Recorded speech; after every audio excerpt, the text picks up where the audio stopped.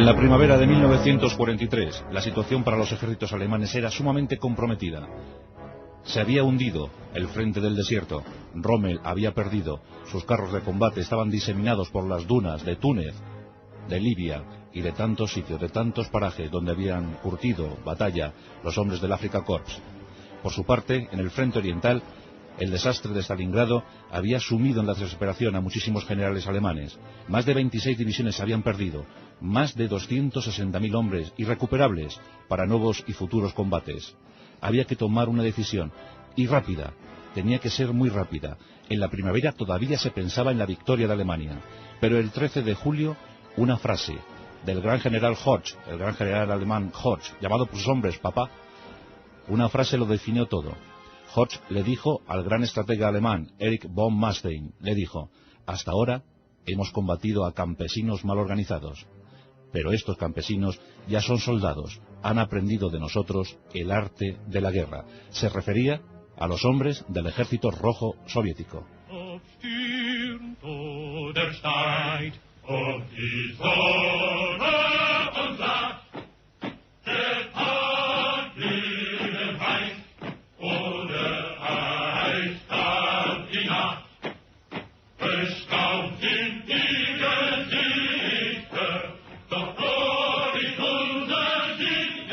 En efecto, las pérdidas de Stalingrado habían sido muchas, cuantiosísimas, valiosísimas, pero quedaban generales, quedaban todavía efectivos, todavía había divisiones Panzer operativas, había que presentar batalla, y Adolfo Hitler resolvió presentar combate.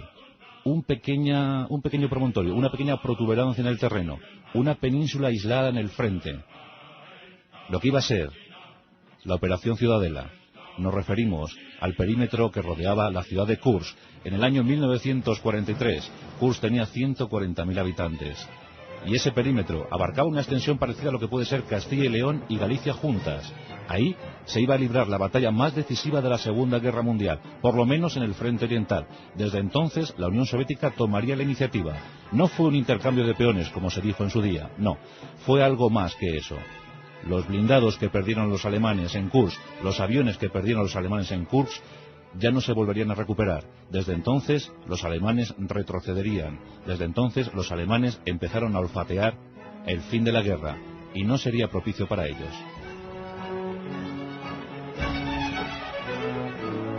Hitler necesitaba un gesto. Una vez caído Stalingrado, necesitaba un gesto. Tenía que animar a sus aliados. Los rumanos, los húngaros, los italianos estaban muy desmoralizados. También Hitler tenía una secreta ambición, y es que la de que quería que Turquía se incorporara al esfuerzo bélico alemán. Esos millones de turcos eran muy necesarios para asumir las bajas, las cuantiosas bajas que estaban sufriendo los alemanes. Hitler decide dar el golpe decisivo en Kursk. En esa operación Ciudadela todo se iba a decidir. Kursk se encuentra a unos 530 kilómetros de Moscú. Si se conseguía tomar la posición de Kursk, pronto se podría resolver el conflicto en Oriente. Lo iban a intentar, y en consecuencia llamó a sus mejores generales. En Kursk se iban a poner en liza las mejores unidades de combate de toda la guerra. Ahí iban a estar en combate, por ejemplo, las divisiones Panzer de la Waffen-SS. Por ejemplo, iban a entrar las mejores unidades blindadas de los soviéticos, con sus famosos T-34, que tan buen resultado estaban dando esos tanques medios, pero también los pesados, los KV-1. Había que utilizar lo mejor, porque era el momento más decisivo, era el momento vibrante de toda la Segunda Guerra Mundial. Los alemanes llevaban 3 años en guerra y habían tenido muchísimas pérdidas, pero los rusos tenían todavía muchas más.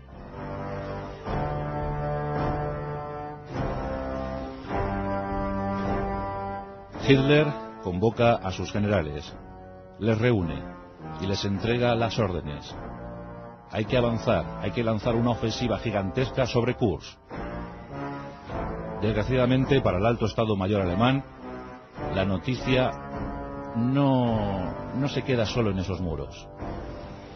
Los servicios secretos soviéticos trabajan ardorosamente para averiguar qué está intuyendo el enemigo, qué quiere hacer el enemigo. El nombre clave Lucy es importantísimo en todo esto. Desde Suiza recibe un mensaje. Un espía infiltrado en el mismísimo cuadro de mando alemán le comunica las intenciones de Adolfo Hitler. se va a lanzar una ofensiva de primavera sobre Kursk, sobre la protuberancia de Kursk. La noticia llega a Stalin. Stalin comienza a tomar medidas. Todo se va a litigar en Kursk. Desde entonces se preparan inmensos preparativos, inmensas estrategias para surtir de todos los efectivos posibles a esa península de Kursk. Desde principios de año, cuando comienza el deshielo, vagones y vagones, filas inmensas de vagones van hasta Kursk. Se habla de hasta 500.000 de vagones de tren, los que surtieron de contingentes, de material, a Kursk. Stalin no quería perder. Stalin estaba dispuesto a arriesgarlo todo. Y en consecuencia se albergó en la idea de sus mejores generales. Georgy Zhukov, el mejor general de la Segunda Guerra Mundial. Aquel que nunca perdió un combate. Aquel que jamás arriesgó en una batalla. Siempre que entraba en combate Georgy Zhukov, entraba con el doble de efectivos que el enemigo. Y eso, a pesar de las enormes bajas, le dio pingües beneficios. Los rusos, efectivamente, habían aprendido la lección. Las ofensivas alemanas del 41 y el 42 les habían adiestrado, les habían curtido. Millones de bajas les había costado eso a los soviéticos. Pero llegaban los materiales, los envíos de material del bloque occidental. Esa famosa ley de préstamo y arriendo. Tanques, aviones, tecnología sobre todo. Los tanques ya eran muy buenos, los T-34, los KV-1, los Churchill británicos que también operaban en la zona. En cuanto a aviones, los Ilyushin, los Yak-9 mejorados. Había una inmensidad en cuanto a efectivos, en cuanto a material, que iba a deslumbrar a cualquier enemigo que se opusiera a ellos. Los alemanes tenían una misión en Kursk, y es adentrarse unos 250 kilómetros hasta estabilizar las líneas. Y en esos 250 kilómetros, los soviéticos, advertidos de la presunta ofensiva alemana, establecieron 8 líneas defensivas. Y en esas 8 líneas, parapetadas estaban más de 64 divisiones. Y eso era mucho, muchísimo. Por si fuera poco, cuerpos de ejército, auténticos cuerpos de ejército de blindados soviéticos, se empezaban a situar en la zona. ¿Qué tenían ante esto los alemanes? Pues tenían lo mejor, la flor innata de su ejército. 2 Luftflotten enteras, unos 1.800 aviones de combate. Ahí estaban los Heinkel 111, los Junker 88, los Junker 87, los Stuka, los famosos Stuka, que realizarían en Kursk sus últimas actuaciones en grupo. Pero también estaban los formidables Focke-Wulf 190, los Messerschmitt Bf 109. Los mejores aviones y los mejores carros, los Tiger, que ya estaban operativos un año antes. Los Tiger eran inmensas moles de 50 toneladas, con una capacidad de tiro tremenda, un blindaje extremo. Y custodiando a los Tiger, los famosos Panzer, los MK3, MK4 y los novísimos MK5. Apoyando a estos, toda suerte de carros y de blindajes. Ahí estaban, por ejemplo, los Ferdinand, que era una especie de carro de combate con una torreta fija. Cientos de carros de combate. Hasta 6.000 blindados se llegaron a concentrar en el perímetro de Kursk. Ninguno de los dos contendientes quería perder. Centenares de aviones, centenares de carros de combate, centenares de cañones, miles y miles de hombres, todos determinados a la victoria. Nos acercamos al 4 de julio del año 1943. Una patrulla de zapadores se encontraba desminando un terreno. Otra patrulla de soldados soviéticos captura a los alemanes. Los alemanes hablan, cantan, temen por su vida, confiesan que la ofensiva está preparada y que al día siguiente se lanzará a determinada hora, a las 5:30 de la mañana. Los soviéticos estaban más que preparados. Sitúan en línea una inmensa formación de artillería, cañones, lanzadores Katyushka, todo lo que tenían está en primera línea. Una hora antes de la ofensiva alemana, los soviéticos inician el ataque.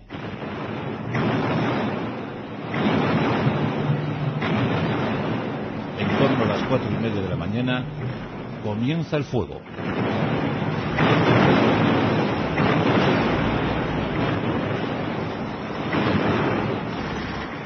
Los alemanes son pillados por sorpresa, pero mantienen su moral y su reacción intacta. Consiguen devolver el golpe una hora más tarde. La lucha es generalizada en un frente amplísimo. El primer día, los alemanes consiguen avanzar 11 kilómetros, tan solo 11 kilómetros. A costa de enormes bajas. Los soviéticos dirían más tarde que en ese primer día lograron destruir 586 blindados enemigos. Os podéis figurar la situación. Estábamos en el invierno, sí. Mejor dicho, en el verano de 1943, pero parecía invierno. El suelo estaba embarrado. Llovía estrepitosamente. Los blindados, los carros de combate, tenían suma dificultad para avanzar por ese terreno tan angosto, ese terreno tan difícil, tan poco operativo. Aún así, las órdenes eran tajantes. Al frente de los alemanes estaban sus mejores divisiones blindadas SS y sobre todo los mejores generales de la Segunda Guerra Mundial. Von Manstein, el mejor estratega; Guderian, el mejor táctico; Horst, Model. Ahí estaban todos. Pero los soviéticos estaban dispuestos a no ceder ni un solo ápice de terreno. Todo iba a salir muy caro en esas jornadas de Kursk. Durante días se suceden los combates. Algunas posiciones soviéticas van cayendo. La aviación hace de las suyas. Los Stuka habían desarrollado una táctica de ataque sobre los T-34. Y era atacarles por babor. Cuando les atacaban por babor les hacían daños cuantiosísimos, pero lo más mortífero, lo más efectivo es cuando un Stuka lograba enfilar desde atrás una formación de T-34. El Stuka caía en su famoso picado y destrozaba formaciones. Era capaz de ir destruyendo un T-34 uno tras otro hasta completar toda la fila. Los Stuka fueron muy eficaces. Dicen que la última vez que pudieron ser eficaces. Durante días, batallas aéreas enormes, como jamás se habían visto hasta entonces. Cuentan que en algunos momentos hasta 500 aviones se vieron comprometidos en una batalla aérea. Algo sin igual, decían que eran auténticos enjambres de abejas. ¿Os imagináis? 500 aviones de combate de una y otra procedencia luchando a la vez. Los ataques contra los blindados eran también impresionantes. En un lado y en otro se lanzaban en un picado estrepitoso, provocando muchísimos deterioros. En ocasiones, las barreras de humo, el polvo, todo lo que suponía un ataque aéreo, lo cubría de tal manera que ya no se sabía a quién se estaba atacando. Era un intercambio mortífero. Caían los blindados a un lado y otro. Eso les estaba convirtiendo en la batalla de blindados y la batalla de carros de combate más impresionante de toda la historia, sin parangón hasta nuestros días. Se cuenta que los alemanes habían logrado reunir unos 2.200 carros de combate para la ocasión. Este número era doblado suficientemente por los soviéticos.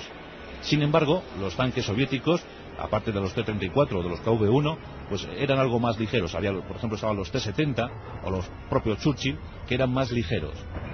Nada que hacer ante los impresionantes Tiger o Panzer Mk4. Las bajas eran muchísimas. Y nos acercamos al famoso 12 de julio de 1943, el punto álgido en la batalla de Kursk.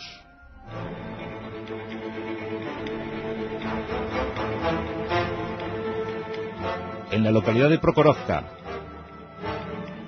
ese día el infierno se iba a desatar. El infierno había encontrado salida hacia el mundo terreno. En Prokhorovka estaban los tanques de Erich von Manstein. Estaban las mejores divisiones Waffen-SS. Era el cuarto cuerpo de ejército dispuesto a avanzar con 600 carros de combate. Frente a ellos, 900 carros de combate soviéticos. Era el quinto cuerpo de ejército, el quinto cuerpo de la Guardia Roja. Unos y otros lo tenían claro. La potencia de fuego de los Tiger, escoltados por los Panzer, debía ser suplida con algún arma eficaz. Los soviéticos dieron una orden tajante a sus jefes de carro. Debéis iniciar una carrera alocada hacia los Tiger. Si es preciso, os estrelláis contra ellos. No debéis dejar que avancen un solo metro. Los jefes de carro de los T-34 se miraron entre sí, ocuparon sus posiciones en los carros y se lanzaron a una embestida como jamás había visto. Los alemanes, con los ojos atónitos, veían como los T-34 sin ninguna precaución se lanzaban sobre ellos.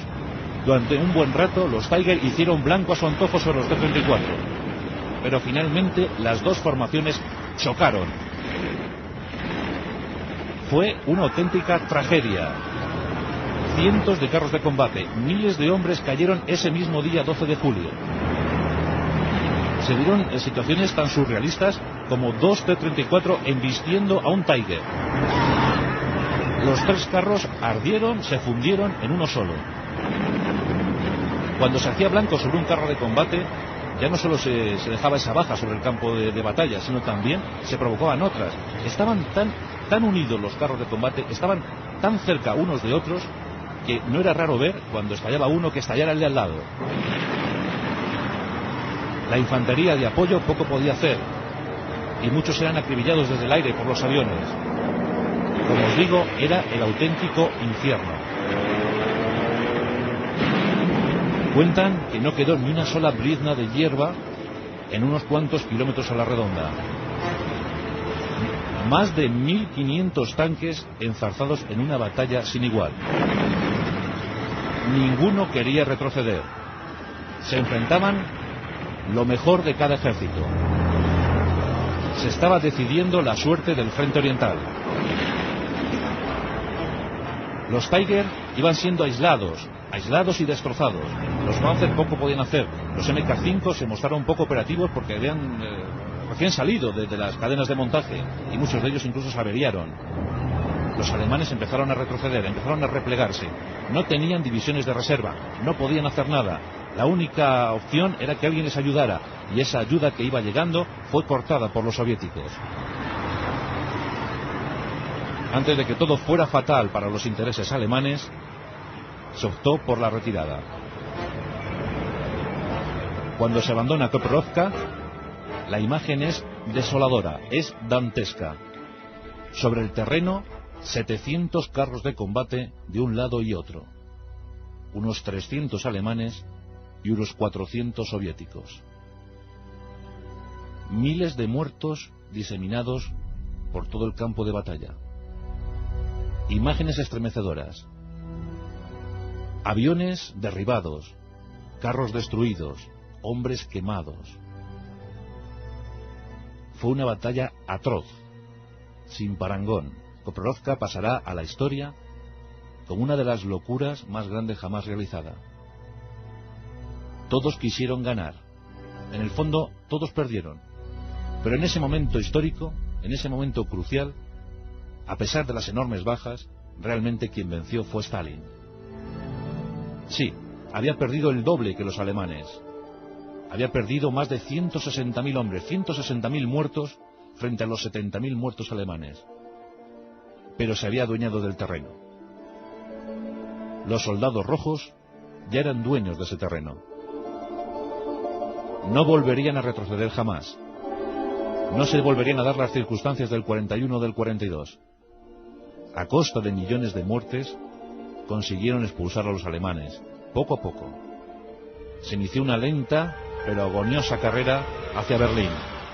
Una carrera que culminaría el 1 de mayo de 1945, cuando la bandera de la Unión Soviética fue izada sobre el Reichstag. Los alemanes todavía tenían mucha guerra que ofrecer, pero los principales jefes, von Manstein, Horch, Model, sabían que ya se había perdido, que no habría forma de recuperar nada, que sus pasos, los pasos pretendidos hacia los territorios petrolíferos transcaucásicos ya no serían factibles, que ya no habría más suministro de material para los ejércitos alemanes, que ya todo era cuestión de tiempo. Esa es la importancia vital de Kursk. Desde Kursk todo fue más fácil para los soviéticos, todo fue más fácil para los aliados. Los soviéticos perdieron 27 millones de vidas en la Segunda Guerra Mundial, de ellas casi 20 pertenecientes al Ejército Rojo. Fueron sacrificados en esa guerra total de exterminio. Los alemanes perdieron 7 millones de almas, de ellas la mitad perteneciente a la Wehrmacht. El mayor horror de toda la historia, la Segunda Guerra Mundial, con 55 millones de muertos. Y en el recuerdo de todos, Prokhorovka, ese 12 de julio de 1943, cuando los ejércitos, los flamantes ejércitos de dos locos como Hitler y Stalin, lucharon, chocaron y murieron.